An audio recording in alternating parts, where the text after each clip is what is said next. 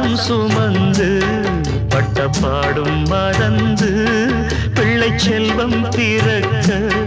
அள்ளி கையில் எடுக்க